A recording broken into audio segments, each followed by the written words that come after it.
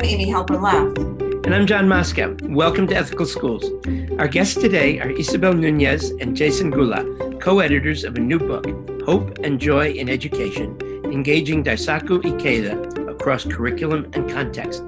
Dr. Nuñez directs the School of Education at Purdue University, Fort Wayne. Dr. Goulah is professor of bilingual bicultural education and director of the Institute for Daisaku Ikeda Studies in Education at DePaul University in Chicago. Welcome, Isabel and Jason. Thank you. Thank you. Who is Daisaku Ikeda? That's a great question. Maybe I can start. Daisaku Ikeda is known for many things. He's, of course, a Buddhist philosopher and Buddhist leader to millions in 190 plus countries and territories. But he's also a well-regarded international peace builder, educator. His efforts extend into areas including poetry, photography, human rights, literary commentary, nuclear abolition, climate change. And we are looking specifically at his engagements around education and how we can think about his ideas broadly conceived. So drawing from Buddhism all the way to everything else I mentioned in the context of education. I think for me, Daisaku Ikeda is, I don't know, like a pathway or almost like a friend who has introduced me to Buddhist ideas in a way that is accessible and engaging and personally useful. And so that's, through his writing. And I think I also really love that he does art, right? So he's published some books of photographs, and those are very beautiful. And also just a really kind person. So what are Ikeda's central ideas about education? As we initially weren't thinking of a very extensive outline or introduction in the book, but then we thought it is important to explain some of his core ideas, many of which the thinkers in the book are drawing on and some of which people have not drawn on in the book. But if I were to characterize his ideas in one concept, it is this Japanese idea of ningen kyoiku, literally human education. And I think that is his core philosophy. And I think he articulates that, or we can see that manifest in four interlocking commitments and ideals. Those are a commitment to dialogue, a commitment to global citizenship, a commitment to the idea of value creation, which is a unique phrase to him and the people who've informed him, and a commitment to creative coexistence. I think if we were to look at human education in concrete terms, we can think about it in two ways. On one hand, it is an approach that calls on us to encourage the individual right in front of us, to believe in everyone's unique and unlimited potential, and to never give up on anyone, no matter what, which is often difficult in education. But I think it's also a deeper kind of dimension, equally, an approach that demands that we awaken to the full scope and possibility of our own humanity and kind of humanness. I think at some level, he is really encouraging us almost to reimagine what is possible in the species. Have we really lived up to what is possible as human beings? And I think he's always pushing us to do that. And I think those interlocking ideals and commitments are ways. There are others, but those are four major ways that he envisions this unfolding. I think the ideas that have struck me most powerfully, one of them is one of the central ideas of the book, and that is education toward human happiness, right? I think it was actually a Makiguchi quote, but the purpose of education is to make the pupils happy, which is not a direct quote, but that was the basic idea. And then also the idea that change in the world, right? That the ways to address the many challenges and the huge challenges, right? In terms of like nations in conflict and climate change and war and disease, that all of it, the route to solving those problems is human revolution, and revolution in the individual human. So that education should seek to make the kind of change in in an individual consciousness that will lead to collective efforts to address the challenges that we face. As you mentioned, he is a Buddhist philosopher, but he's not advocating teaching Buddhism in schools, as I understand it. So how does he see the relevance of, or how do you see the application and relevance of his ideas to people who are not Buddhist or who are secular?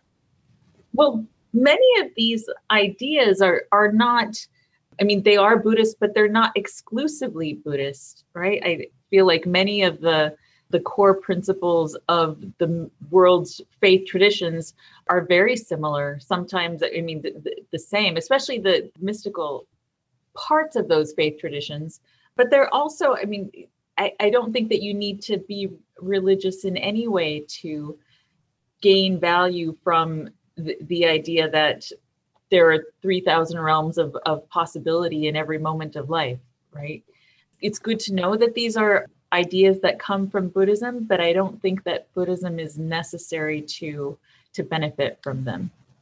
Yeah, I completely agree with what Isabel just shared. I would say, John, your understanding of Ikeda is accurate. I mean, in many places, he has shared that having been among the first population of students educated under Japan's militarized wartime education system, which was promulgated under a view of Shintoism, as serving the state, he's very clear that he's opposed to teaching, Buddhism in schools and proselytizing Buddhism in schools, and focuses on a human-centered kind of spirituality, a deeper kind of dimension of human life. But in an explicit kind of example, we can look at the way he talks about global citizenship. So in his 1996 lecture at Teachers College, Columbia University, he talks about education for global citizenship.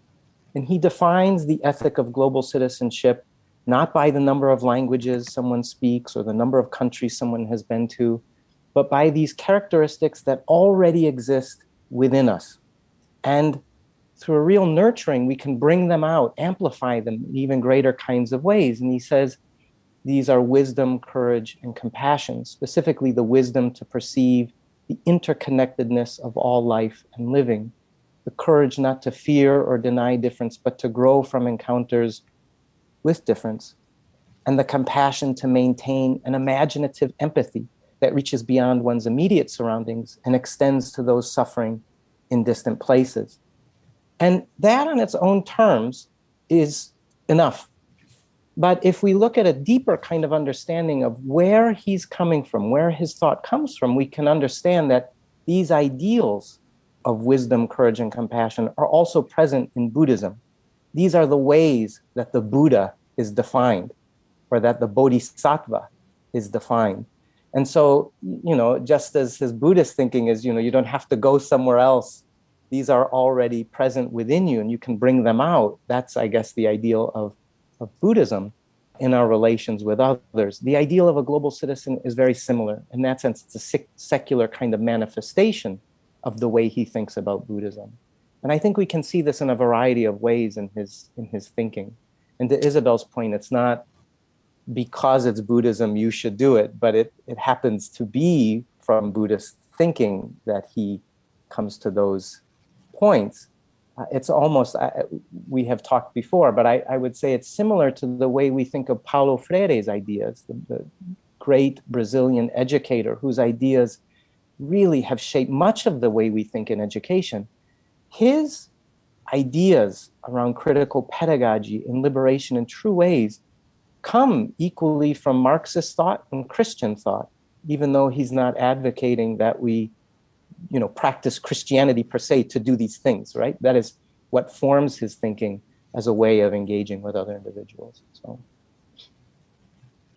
could you give us some specific examples of how the concept of global citizenship can inform teachers' practice? Several authors in the book do a wonderful job of describing what goes on in their classrooms.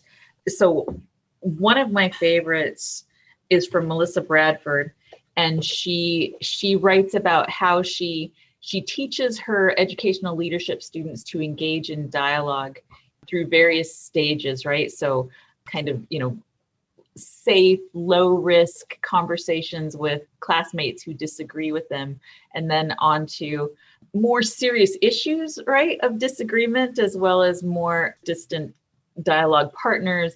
But this seems to me to be a wonderful way to develop that capacity for imaginative empathy, to purposely seek out someone whose thinking and whose perspective on something important is very different from you, and listen with the possibility of being changed, right? And as I understand her course assignments, the idea is not to convince anyone, right, of anything different, but just to try to find commonalities, right? Some areas of agreement and understanding, and just grow from that experience.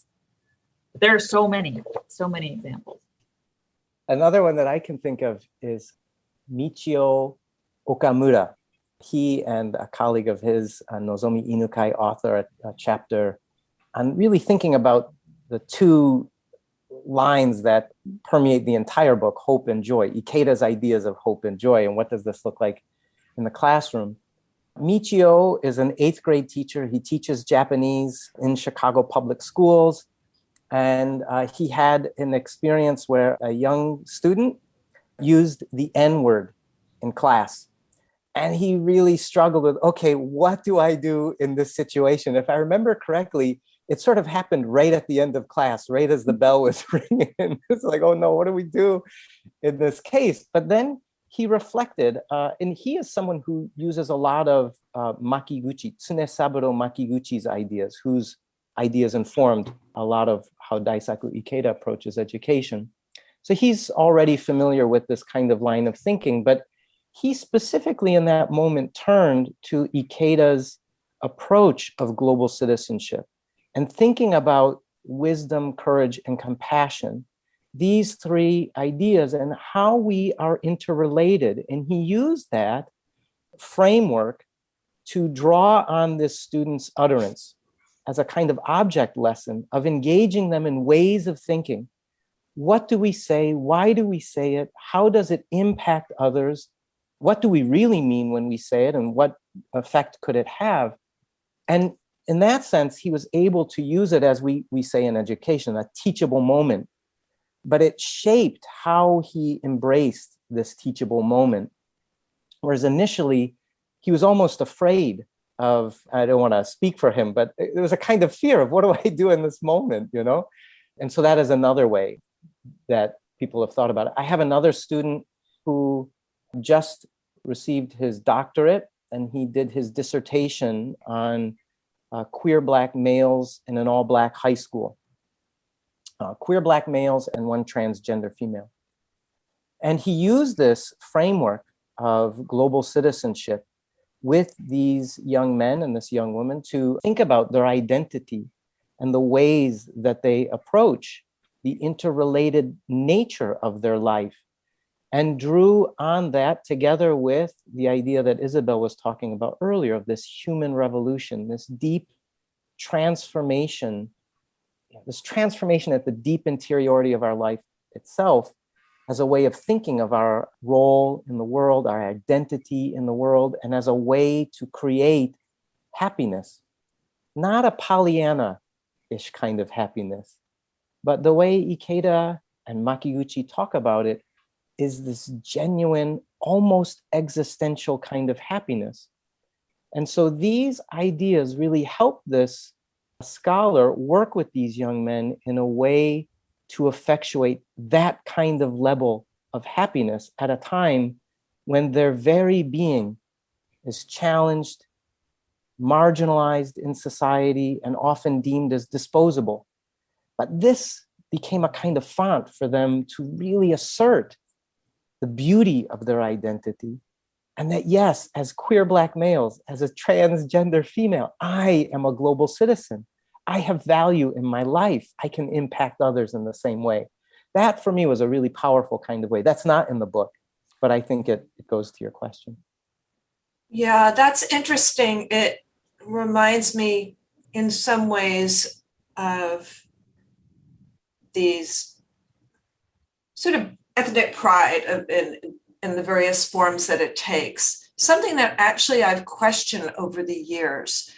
And I'm wondering if or why Ikeda would see Blackness or queerness or any other sort of particularism as a source of pride and happiness, as opposed to just, a fact. I mean, it doesn't really have anything to do, I don't think, with the kinds of inner transformation that he's talking about, or the kind of wisdom he talks about. So, Jason, correct me if I'm getting the wrong site, but wasn't it in the peace proposal, this latest peace proposal, that Ikeda talked about the love of self? Was it? Yes. Okay, good. And so he wrote about how it's wholly natural for each of us, for every human being, to love ourselves first, right? And that's everything about who we are in our very particularness. But that this love of self is in a sense prerequisite for love of others, and the appreciation that others ideally feel the same way about themselves, right? Because we know that we prioritize ourselves first. We respect and honor the priority that others give to themselves. At least that's the way I understood. Do we love our particularness, or are we grateful for our particularness? I think it's a little bit different. I think, to be clear, it was a scholar who was taking Ikeda's idea of global citizenship and applying it to that context, that community of individuals, and seeing that of all the ideas he was getting through his educational training in the doctoral program, this really provided a kind of avenue. It wasn't that Ikeda was explicitly writing about queer Black males versus, something else. But Ikeda often cites this phrase from Buddhist teaching of a peach, plum, damson, and cherry, that each is unique in its own way, and each should strive to be what it is, not try, the cherry isn't trying to be the peach, it's trying to be the most beautiful cherry, vice versa. And so I think we see in Ikeda, to John's question about what is it from Buddhism that maybe informs how he thinks, maybe here's another example. Ultimately, the Buddha nature in each individual is this supreme dignity that everyone shares. It is the most elemental dimension of life itself. It is not something we need to seek outside ourselves. And that fundamental Buddha nature, that dignity, amplifies the uniqueness of our lives, whether we are Black or white or Latina, gay or straight, old or young, rich or poor, whatever the uniqueness is, it is shared by all of us because we have this inner dignity, this Buddha nature that we all have in common. And so it's not one over the other. It is these two together, realizing that we all have this common dimension, this common dignity allows us to see the self in the other in the self, interconnection and the mutual nature of our life.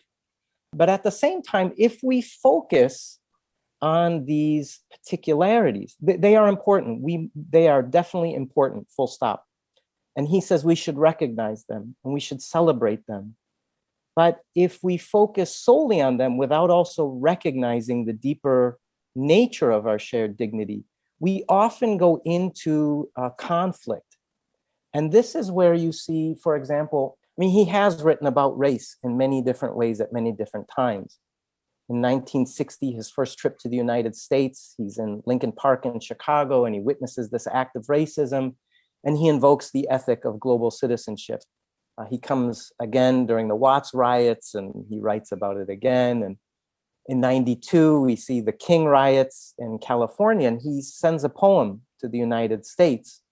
And I reference this because he says in that poem, I'll just read it to you because I think it's important. As each group seeks its separate roots and origins, society fractures along 1,000 fissure lines. When neighbors distance themselves from neighbors, continue your uncompromising quest for your truer roots in the deepest regions of your life. Seek out the primordial roots of humankind. Then you will without fail discover the stately, expansive Jiu unfolding in the depths of your life. So for him, Amy, I think it is both and. We definitely need to embrace the particularities that make our lives what they are. At the same time, we cannot ignore that amplifying them, underpinning them, is this deeper kind of humanity that we all share. And we shouldn't get focused on the former at the expense of the latter. What is the relationship for Ikeda between inner transformation and what we would call expanding our moral circle or universe of obligation? I think that's the reason to do it. Yeah, that's the impetus. In the speech that he gave at Teachers College Columbia, it, as I recall, it opened with the challenges we're facing, and then the path to get there. And what he said was actually the reason that we haven't solved these problems that we've had for decades and decades is because we've never gotten to both the their root and the solution, the root of the solution, which is the individual human being. So people who are not themselves whole and healthy can't create a world that is whole and healthy. And maybe not for every single person, but ultimately that's the reason why we do it. The idea of inner transformation from him is rooted in the idea that change comes from the internal to the external, not that we are at the whimsy of the external environment and then therefore a change. It's really a perspectival difference from much of the way we think in the West. Only if that system would change, then I can really do education. Only if that teacher were different, then I could become happy. In some ways, yes, of course, that's true. But fundamentally, he's arguing this vector of influences, once the transformation happens from inside, the life condition really changes how you view your circumstances, the facticities of your circumstances, and what is possible in them. So you can take any situation, and he would say, create value or meaning that serves both the self and the other. And that kind of other is really important. Here again, if we are to think back to John's question, if we are to think, well, what is the role of Buddhism? For him, if the purpose of Buddhism, the Buddhism that he practices, is to awaken to the true nature of our life and to recognize and alleviate the sufferings for oneself and others, then that is the purpose of education. It's the same. And so we educate so that students can really change from the inside and affect positive change externally, change their own circumstances, but not just for themselves. It's not a solipsistic kind of thing. It really is to alleviate the suffering of all humankind. And we can think about this in much broader terms today in things like climate change, which impacts, there's no single individual boogeyman who is responsible. We're all kind of responsible. So that sort of inner transformation allows us to recognize facticity or the knowledge, and then from it create a kind of wisdom. What do I do? How do I address it? What action can I take? But if it's real wisdom, it has to be dialogic. We have to think about the others, both in our immediate environment and those we can't see, those we can't even almost imagine on the other side of the planet. He really is thinking in this kind of way to get us to propel our lives towards something greater. He would say moving us from the lesser self, caught up in the snares of egoism, to the greater self that is one with kind of all phenomena, everyone and everything. And he even talks about it in kind of spatio-temporally infinite dimensions. So understanding that our life is not just something in the present, but our actions have, they make causes that have effects that reach far beyond us. I think he's trying to draw our attention to this. And what we see in the book is that many scholars new to his thought are seeing real possibility in this, wrapped up in a kind of agentive and serious hope and joy. It's strange to talk about hope as serious and joy as serious, but for him, they are determined. They are not wishful thinking. They're engaged, they're serious, and he views them as the way to open up possibility. When we feel our life is deadlocked, when we have no hope, he says that is the time to create some. For him, hope is a decision. I think knowing that our transformation comes in that way, that creates all kind of possibility. It's not a wall, it's suddenly an ocean of possibility. I can sail in so many directions. It's amazing, that kind of view. So when you're talking about these possibilities and the impact that our actions have, which does sound very Dewey, and when we think about, as you said, humans on the other side of the planet, whom we've never seen, does that include animals other than human? And also, does that include future generations? I can't recall having read about non-human animals in Ikeda's work, but Jason has done a lot more reading than I have. But certainly that's an element of Buddhism, right? Is respect for all living things, and certainly further generations as well. Just the concerns that Ikeda raises and the issues he seeks to address have direct implications for future generations. But Jason may have specifics to point to. I would cite again his 96 lecture at Teachers College. The idea of wisdom is the wisdom to perceive this is a quote from the English version of the text, the wisdom to perceive the interconnectedness of all life and living. And I remember we had an Ikeda lecture at DePaul. Every year, the Institute for Daisaku Ikeda Studies hosts an annual Ikeda lecture. And one year, Kwame Anthony Appiah gave the lecture. And he was speaking about his two areas that resonate with Ikeda's. One was cosmopolitanism or global citizenship and the crisis facing African Americans. And Appiah focused on that particular phrase and said, wow, if we go all the way back to Diogenes, we don't really see all life and living, which Appiah said, which I take to mean not just human beings, but all life and living, all phenomena, including animals, that we are irrevocably interconnected with them. That has real meaning, Appiah said, and I think we should look at that. In 2014, Ikeda, every year he releases a peace proposal. These are really wonderful, extensive engagements with kind of the reality, the conditions of the current moment, and he brings his philosophical perspective to them and often provides real, concrete, policy-level recommendations. One of my favorites is his 2014 peace proposal. And there he reimagines the ideas of wisdom, courage, and compassion in the context of climate change and sustainability. And I think there as well, Amy, you can see how he's thinking about sort of all phenomena. At the same time, in 2003, in his peace proposal, he talks about a life-size paradigm that, I don't know if you've read Chakrabarty's new book, Dipesh Chakrabarty from the University of Chicago, the historian who wrote a great article years ago, The Anthropocene, on climate change, and he has expanded it in a wonderful book. But he talks about the convergence of the planetary scale of time, which is almost too vast for human beings really to wrap their mind around, together with the human scale, our scale of social societies and sort of this kind of thing. And climate change is bringing these two together.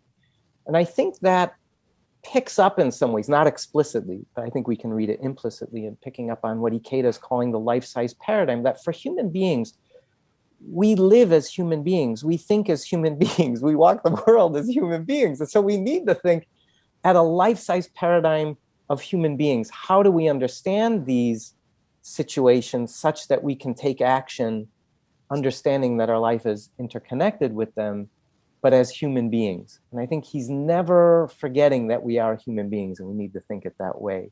And that's not to say we're dismissing or not thinking about the others, but we have to think from this level, understanding that we're interconnected. That was a bit rambling, I apologize, but No, that was very interesting. I wanted to ask, what do Ikeda's humanistic Buddhism and Dewey's pragmatism, John Dewey's pragmatism, have in common? I think a meaningful engagement with the world, right? So neither John Dewey in an intellectual focus or Ikeda in a spiritual focus, neither of them retreat from the world. Neither of them recommend a retreat from the world. Both seek to learn from and to gain from, but also to contribute to an improved society and a better life for people in general. I think I believe it was published in 2014 by Dialogue Path Press. It's a dialogue among Ikeda and Dewey scholars Larry Hickman and Jim Garrison.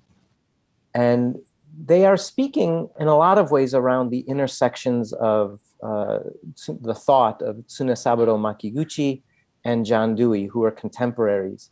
But you also see in that dialogue the resonances with Dewey's thought and Ikeda's thought in very concrete ways. And Ikeda has written a lot about Dewey as well. And so has Ikeda's teacher, Josei Toda, and then, of course, Makiguchi. In addition to what Isabel shared, which I completely agree with and I think is spot on, Larry Hickman talks about the idea of creating value, the idea of creating meaning from facticity in our life, meaning that has a sense of aesthetic beauty, sensory pleasure, right? You like it or you don't.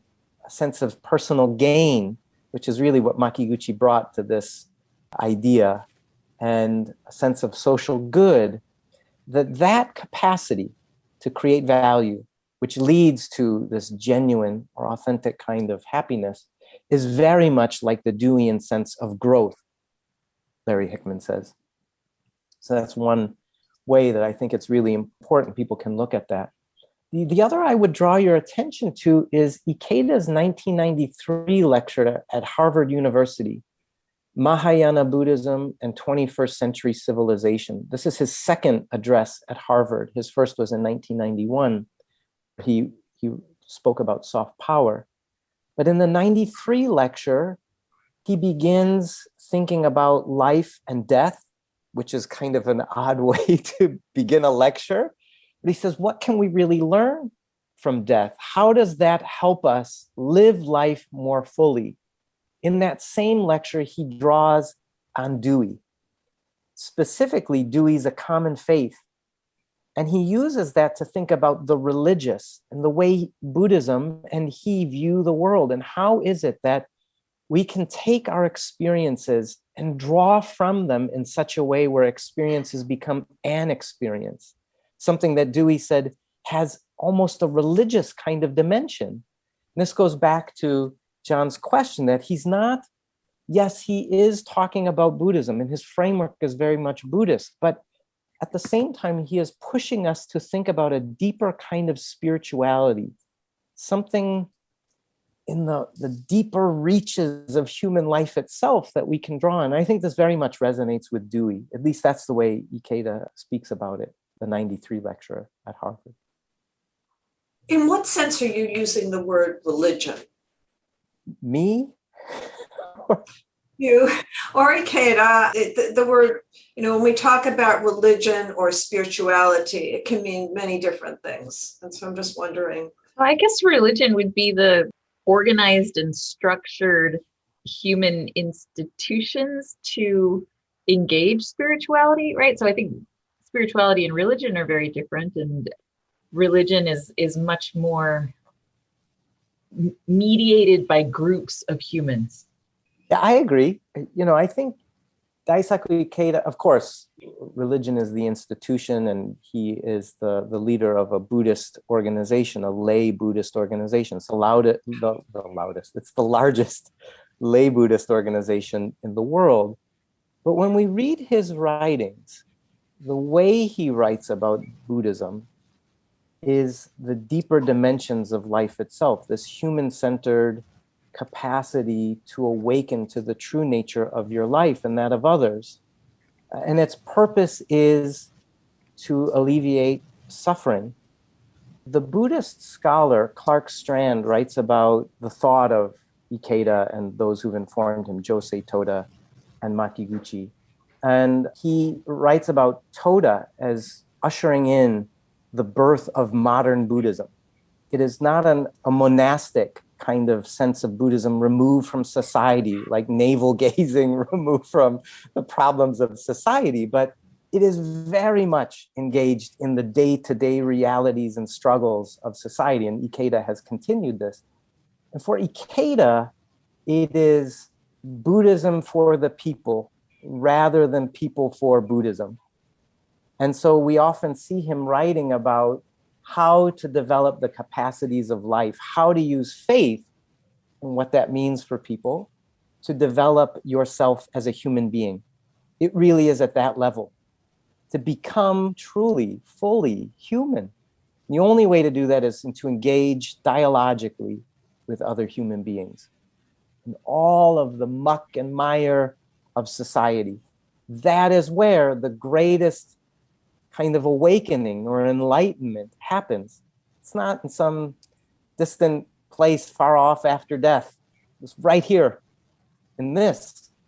That's kind of the way he talks about it. But he, in the Harvard lecture, is drawing on the way Dewey is thinking. Dewey is looking at the difference between institutionalized religion and the experience that can be had from certain kinds of experiences that we might articulate as religious, this kind of spiritual dimension that Isabel was talking about. And this is what Ikeda is trying to get us to focus on, not the institution per se, but the experience of engaging with others. Speaking of engagement in difficult circumstances, and very concretely, how can pre-K through 12 teachers bring hope and joy into their classrooms in the 2021-2022 school year?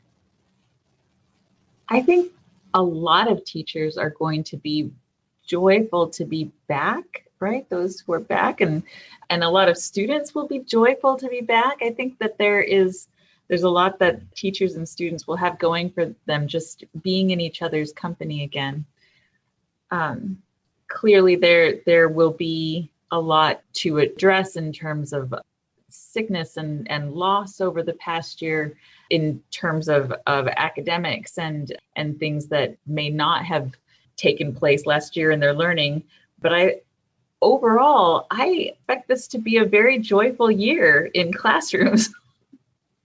I think I definitely agree in terms of people just being happy or joyful to be back together. But I guess I'm thinking in terms of the whole idea of being able to find and create joy and happiness in extremely difficult circumstances. So, what are some of the things that you would say to teachers as they're thinking about going back into the classroom and they want to think about how they can actualize this sense of, I don't know whether the word be finding or creating joy out of what are huge difficulties right now? I would say, right, engaging with children and young people first as children and young people, not even worrying about the academics. First, as individual children and young people, and then as a community of learners, and just as a community together. I think those things are prerequisite to having a joyful and hopeful year. Even before the pandemic, even before the year 2020, my own goals in teaching have always been first joy, then efficacy, and then mastery. So I would continue to suggest to teachers that their students' happiness and their own happiness should be their first priority, the first concern, because it's after that then you can work on, again, your own confidence, your students' confidence, your sense that you can do this. And then you can work on the actual standards. It might seem backwards, but it's actually an investment. I tell them you are investing that time up front to get to know your class and to have them get to know each other, build a supportive community, and you are going to get that back and more in instructional time later. Yeah, that's spot on. I completely agree. I think that this current moment has provided us an opportunity. What kind of world do we really want to create? We have all shared this difficult, around the world, we have all shared this circumstance, the pain, the Zoom life, the sickness and unfortunately death for many, many people, right alongside issues of racial injustice. We have all experienced it together. And so if we draw on something from Ikeda's thought, what kind of value are we going to create from the facticity of this environment?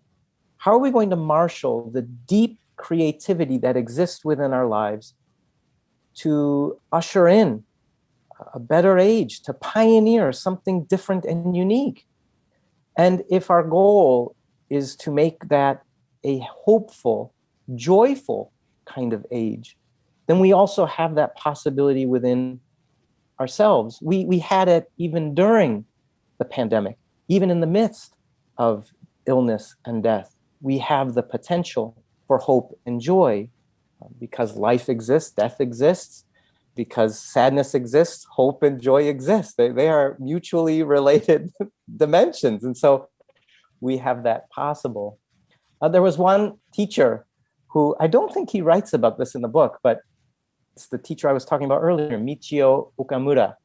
He was doing all kinds of activities in face-to-face teaching where he would cook with teachers, would cook with students, and they would prepare different kinds of foods, sushi and all kinds of things, in the classroom during face-to-face instruction. And the school said, we're going to have to stop you from doing this because of liability issues. And so you'll have to think of something different. And he was really distraught. And then the pandemic hit and we moved to online teaching. And so he was doing it from his own kitchen, cooking with students. But then what happened was, on the other side of the screen, the students were doing the cooking in their kitchens together with their families.